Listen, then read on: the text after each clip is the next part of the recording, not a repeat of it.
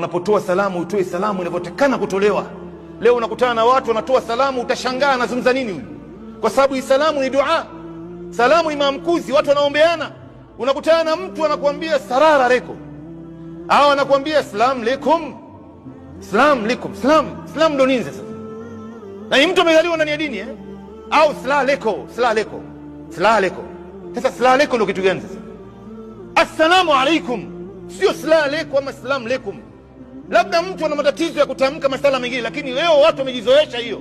Wamepata kwa babu zao, wamearithi, wakapata kwa baba zao, wakaarithi, na mpaka leo wajukuu wao wanaendelea naye.